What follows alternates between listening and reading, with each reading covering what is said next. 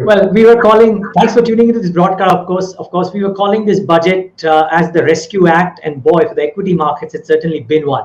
But a conversation with our guest on the show today is never just about equities per se on a budget day, because he dissects a lot of numbers as well. And let's get him in on the show to talk about what was his first impression, or maybe not a first impression now. He's had some time to reflect over it as well. What does he think of the budget? Saurabh Mukherjee Johnson. Saurabh, thanks so much for taking the time out. What do you make of this? Is it a case of no bad news being good news, or is there a lot more to it because the markets have given a big thumbs up to the budget speech? I think more than the no bad news thing, which obviously is welcome, I think more than that, because this is the first time I think we've seen the NDA gamble on the fiscal side. So far that's shown, the par for the course fiscal conservatism. This time they have gone for the jugular. To have the courage to say that for the year ahead, the budget deficit target is 6.8%, to basically abandon the old FRBM and give a far more aggressive fiscal path than hitherto India has demonstrated, takes a bit of courage, and credit to the FM for showing that courage. In effect, we are gambling a little bit here that the global rating agencies don't downgrade our sovereign debt. I presume they must have had some discussions with rating agencies before they embarked on this path. But it's the first time I think we've seen them take this aggressive a fiscal posture, and I guess that's what's taken the markets and even I have to confess, even me by surprise.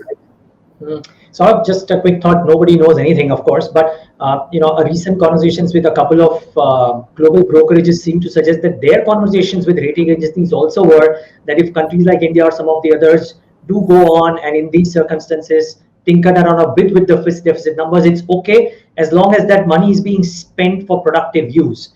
Did you get that sense? Because when I was listening to the speech, I mean, after a long time, infrastructure, monetization, divestment, it all sounded very, very capex oriented. Yeah, so I think my reckoning is that's exactly the way they've thought it through. The fact that the FM took pains to stress that the capital budget is going to be up by 35%. My reckoning is even RevX will be up significantly, but I think she's made it very difficult by optically positioning the budget as an infra budget, as an asset monetization budget, as a budget where capex is being revved up. She's put the rating agencies in a very difficult position. I doubt that the rating agencies will now have the courage to push through a sovereign downgrade, especially since India will say that the Western Hemisphere countries, the European Union, the Americans, have been just as fiscally aggressive. So it is a gamble, but my reckoning is the government and the finance ministry has done the background spade work to make sure that there is no sovereign downgrade forthcoming. And that's why if you see the 10-year bond yield has gone up a little bit, but 10-15 bips in light of the announcement of a 6.8% fiscal deficit, 10-15 bips jump is not really a big deal. Remains to be seen what the RBI does on Friday. My reckoning is the RBI too will take the line that you just took, that this is whilst there is an expansion in borrowing requirement, the RBI will say we will try our best to accommodate the government's borrowing requirements, and I don't think we will see a big tightening of monetary policy from the RBI at least for the next 3 months.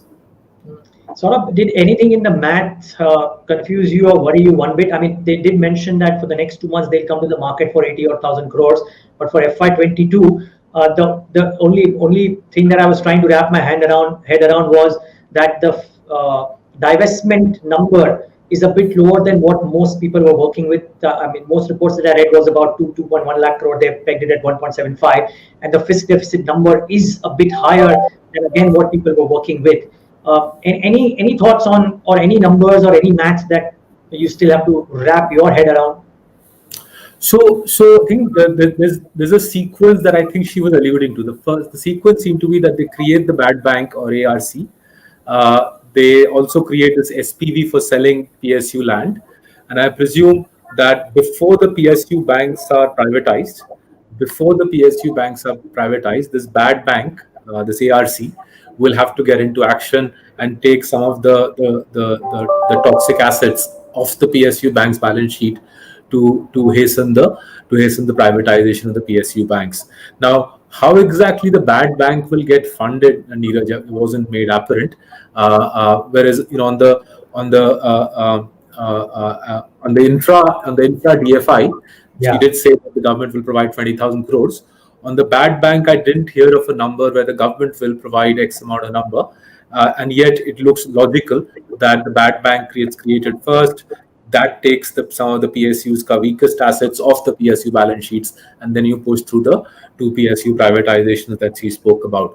How the bad bank will be funded is a little bit of a mystery, especially since the PSU recap is so small. 20,000 crores is really not going to be go very far as a meaningful PSU recap. I think that's one area where it'll be great to see the details. Second is a whole bunch of duties were announced, and these look like duties on pretty big stuff. I mean, duties on gold, duties on auto imports, duties on shrimp feed, duties on solar products. How much money India can generate from these duties, I simply don't know. And again, that's where the fine print will be useful to see.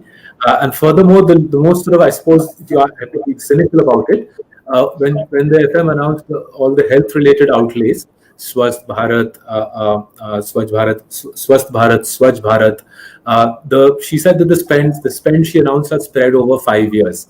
So how much of that spend is this year and how much is future focused, we don't know. But overall, clearly, to give her credit, she's saying, look, I'm not in the mood to consolidate aggressively fiscally. 6.8% for the year ahead is a big budget deficit, and therefore I don't think this is one of those years we can bicker too much about the fiscal mathematics. If the government is saying 6.8% is the target, then I think that the maths would be reasonably sound around that.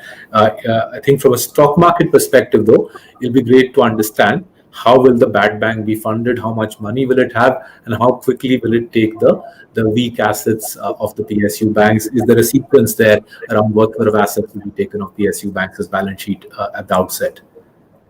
I can ask you this question because I know you usually are not an advocate or an investor into PSU banks, etc., etc. The market seems to have given a big thumbs up to that particular pocket. Is it because the valuations are in favor and there's this whole argument that you've made, and maybe the market makes some assumptions that ho jayega, so let's go ahead and try and do this because there are some moves and measures around this, around infrastructure, etc., etc., etc. This whole focus on manufacturing. Do you think that is what's happened today? Yeah, I have to confess. I mean, I've never quite understood what fascination the Indian stock market has had with PSU banks. Not just today. I mean, I've lived here for 12 years, and I've been perpetually puzzled to see why fund managers go and buy these stocks. My cynicism stays. I don't doubt that the government will try their level best to expedite the privatization of a couple of PSU banks. But how exactly you and I as public investors can make money from it, I really am at a loss to understand. Furthermore, the 1.7 lakh crore target, if they push through a Concord sale, a BPCL sale, an Air India sale, an LIC IPO, to be honest, that itself will by and large take them to their 1.7 lakh crore target. So I'm not even sure that they need to, in some great panic, expedite PSU bank privatization. No, that's a particular. I was actually thinking about it, that it almost actually tweeted about it, that 1.75 seems to be a very, easily achievable number, so to say. Yeah, and remember, furthermore, there's a SPV that they're going to create to buy land from PSUs. So how you fund the SPV and how much land you buy itself could take you some way towards that 1.7 lakh crore target. So I think they've done in this whole privatization piece has been presented very cleverly.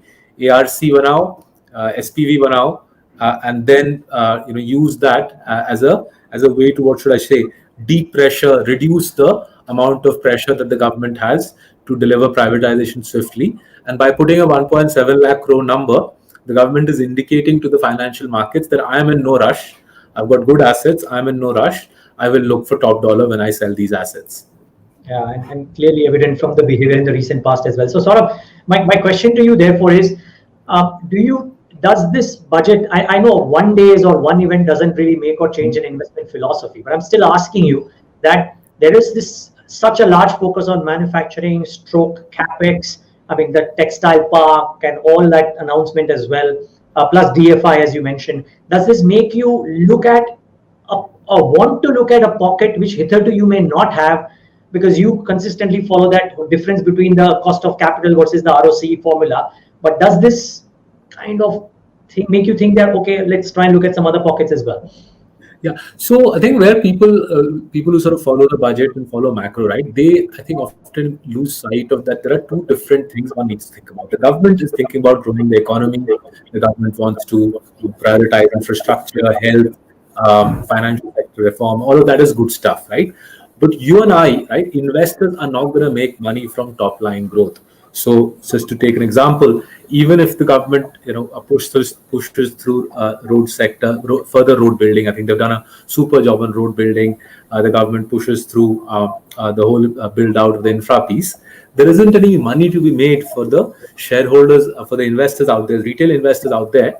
Are not going to make money from roads getting built unless you can find a road builder who builds roads at a significant return on capital, well above cost of capital. And that's not going to happen because it's an L1 regime. The government will, for obvious reasons and for the benefit of the country, the government will tender roads out at very expeditious contracts, which will mean that the road builder is actually not going to make that much money. So it's good for the country, but you as an investor out there watching this program are not going to make that much money buying road builders, right? Now flip the construct on its head. Look out 6 months, look out 8 months, look out a year. What are the three things we can see? We're clearly going to have gradually an increase in the funding cost, right? As the government itself said, its borrowing requirements are steep. The budget deficits are going to be high for a couple of years to come. As the government borrows more, gradually the cost of money in the bond market is going to clip up. Secondly, globally, commodity prices are rising as we go into a synchronized global recovery. What does that mean? If you have higher input costs and higher financing costs, champion companies with pricing power will be able to protect their margins.